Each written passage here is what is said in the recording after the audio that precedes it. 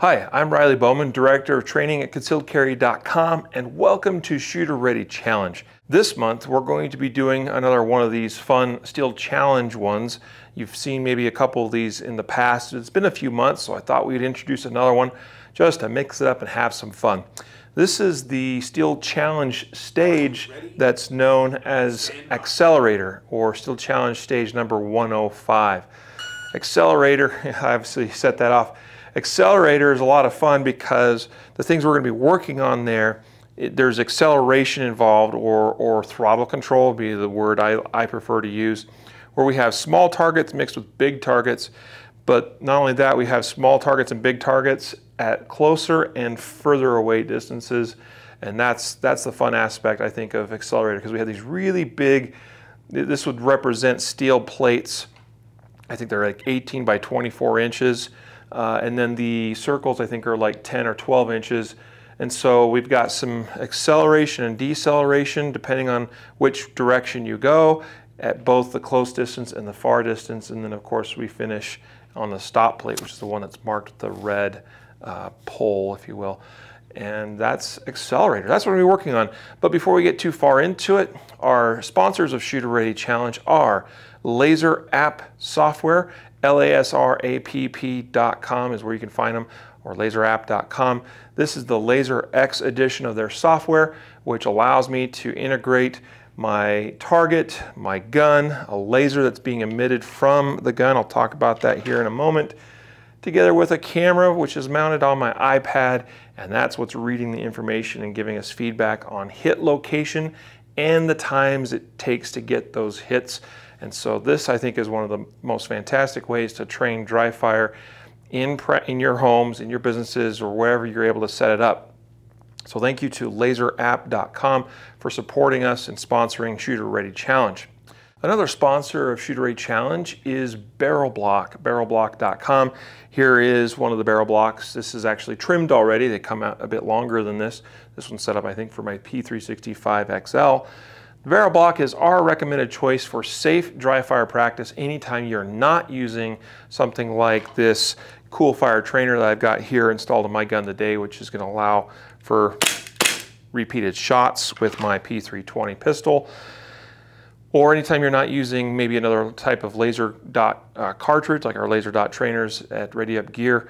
But this is what I like to use for standard dry fire practice, which I do on a near daily basis. So I try to have a few of these around, and they're in and out of my guns throughout the day as I do dry fire practice.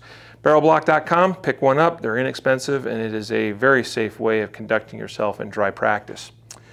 And finally, another sponsor of Shooter Ready Challenge is dryfireproshop.com. Your one-stop shop. Some of the products I've already mentioned are on there, but your one-stop shop for anything and everything you can think of dry fire related, and hopefully more products will be added to the store soon. Dryfireproshop.com. And be sure to scroll down towards the bottom of this page on the shooterreadychallenge.com site, where you have the opportunity to put in an email address and join our email list for Shooter Ready Challenge. Not only will you be notified when new Shooter Ready Challenges are released to the public, but also you get the opportunity to be automatically entered in to win free prizes courtesy of dryfireproshop.com. Now let's get back to the drill, or this stage, in this case, the Steel Challenge stage that we're going to be doing here today. I've talked about it a little bit already. I touched a little bit on the fact that today we're using a cool fire trainer with the laser module on there. So that's how we're going to be registering hits on these targets. You could do this same thing with a SIRT pistol. Obviously this one's going to give me a little bit of recoil feedback as well, which is a fun and a nice touch.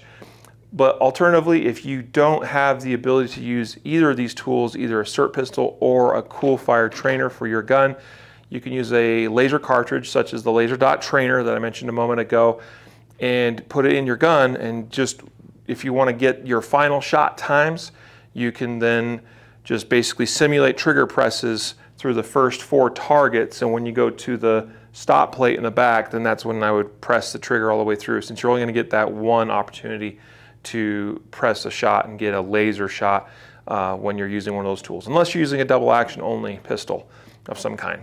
So that's a couple ways you can do that.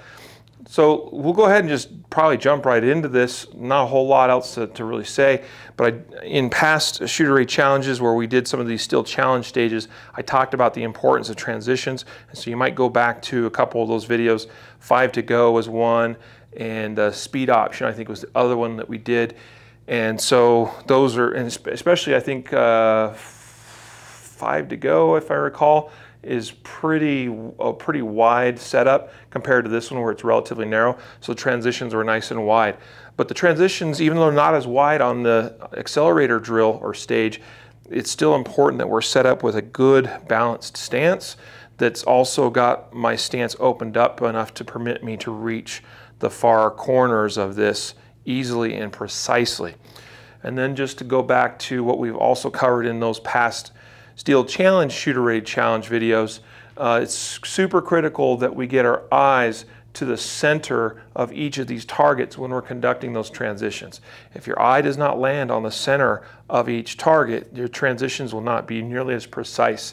They will be sloppy, you'll have misses, you will also be, ultimately in the end, you'll be slower as well. So you got to make sure that each time we transition from target to target, that our eye is going to the center of each target, and exercising a little bit of discipline that we don't just hit the trigger when the dot or our sight is somewhere within that target area, especially on those smaller ones in the back, because sometimes it'll be there and sometimes it won't. So we got to exercise a little bit of discipline to try to really hit the middle portion of the target. And of course, that's where our eyes should be looking. So make sure that we are holding ourselves accountable to that standard.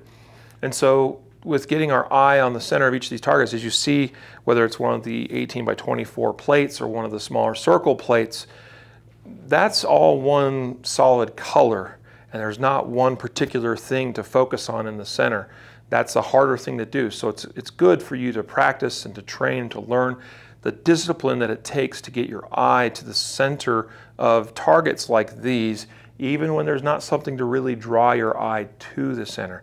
Beware if your eyes are kind of moving about the target surface instead of locked on a specific point, and also if you're just sort of generally looking at that target as opposed to picking out a point on it and then attempting to bring the gun and your sights to that point.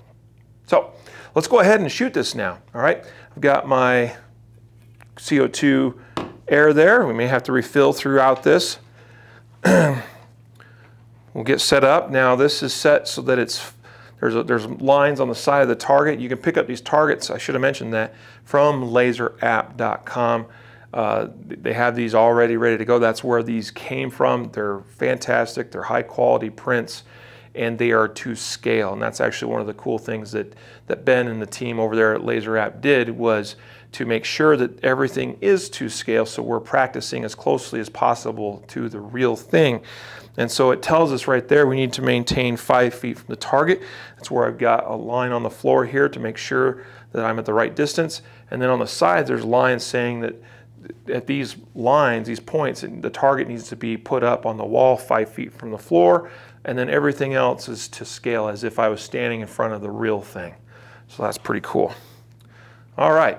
Now in Steel Challenge, everything is done from a surrender type start.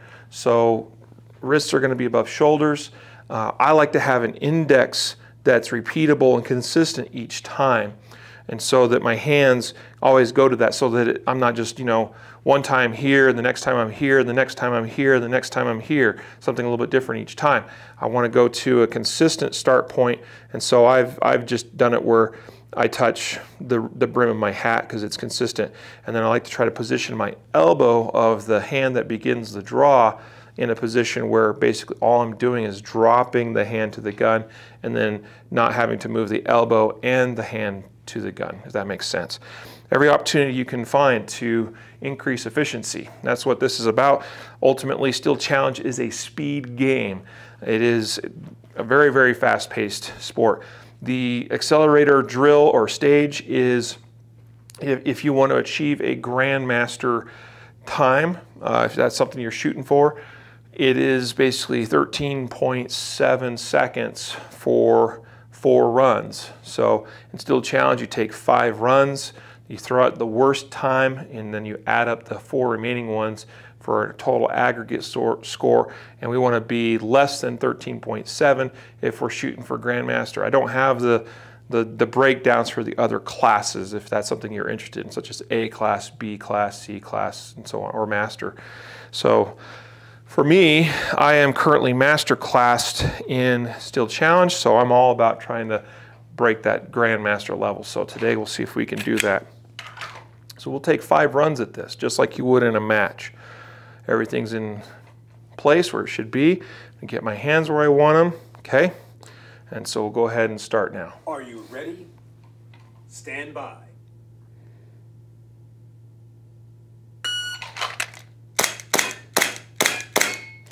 I actually had a miss on that far right target, so that's a penalty, and that first run would have to be the one we throw out. Hopefully it's the only one. So just sent it a little bit high, and I should have made it up, and I didn't. All right, let's get reset. Are you ready? Stand by.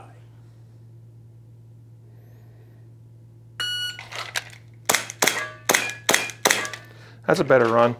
So that's a 294. That's perfect. That's exactly where I want to be, is around that 3-second mark or less. So 294, 5 shots. It actually didn't pick up my first one, but it was there. So sometimes the lighting in here can be tricky, and whether it actually grabs every laser shot or not is sometimes hit or miss. I've tried to dial in the lighting to be just right. If you have issues with lighting, a SIRT pistol is definitely a good way to go, because the lasers on those are really, really bright. Whereas on these ones, there's only so much we can do with a little tiny laser module with a little tiny battery. But it seems to work pretty good most of the time. All right, so 294. Let's see if we can do that 3 more times now and keep them around that same mark. Are you ready? Stand by.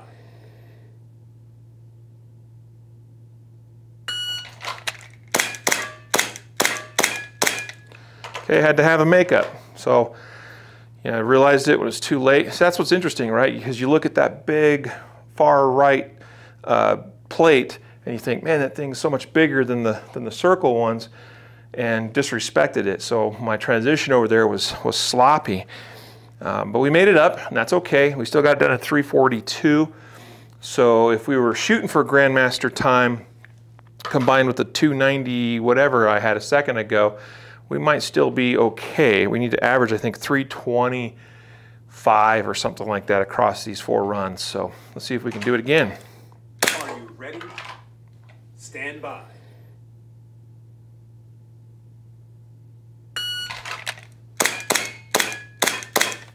Good. 286 is my fastest one yet. That one felt really good. Most of my hits, with the exception of the last stop plate, are pretty centered. So that was a good run. We're looking really good for our average now. Should be able to hit that GM threshold. Are you ready? Stand by.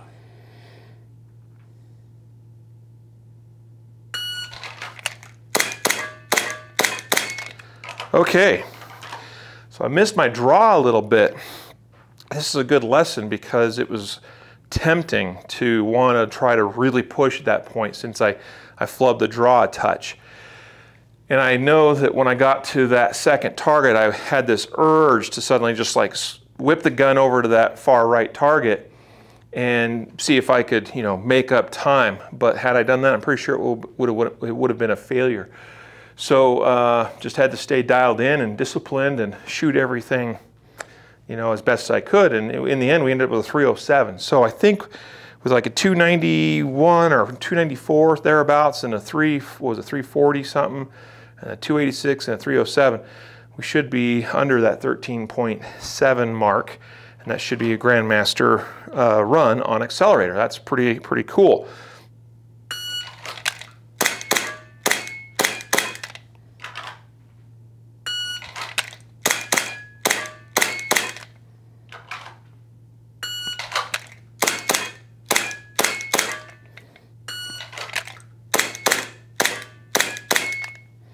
Now, some of you may have been wondering, why am I shooting it in the order that I'm shooting it?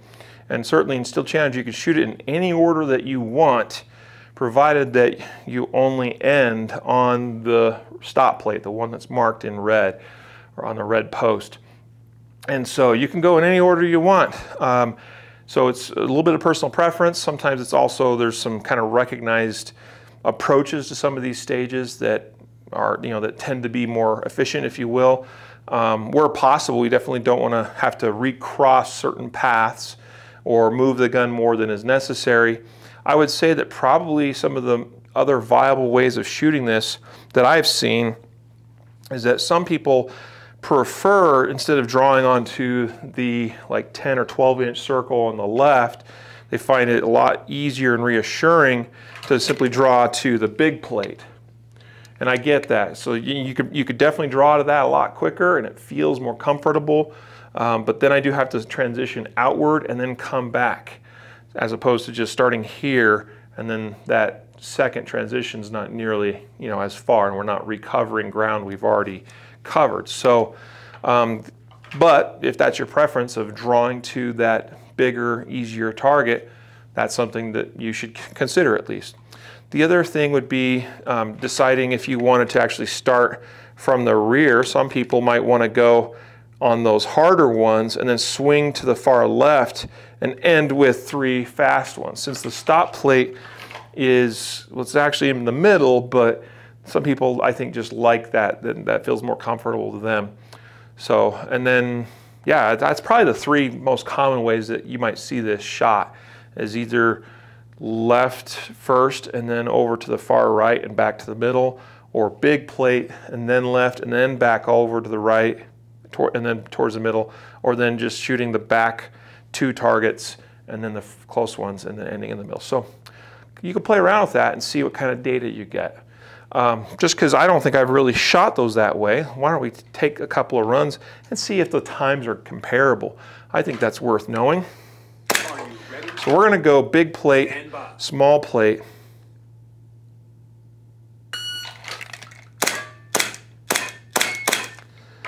So kind of missed my grip a little bit, but overall it felt okay. Definitely felt more comfortable drawing to the big plate, but again, I had kind of fumbled my grip in the first place. We ended up at a 322, so we can see that it's probably a viable option of going that way, even though I have a little bit more transition movement. And then let's try going from the rear to the front and then ending in the middle. Let's just see what that one does. Are you ready? Stand by.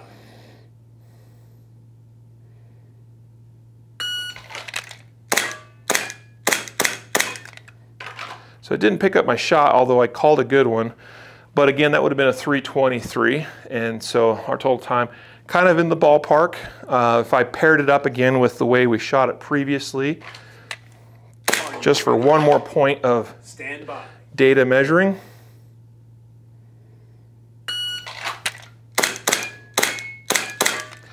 Even when I kind of felt like I took a little extra time on a couple of those shots, is a 301. So that's why I like that method of shooting Accelerator, and it just feels a little bit better, a little bit smoother for me, certainly more efficient.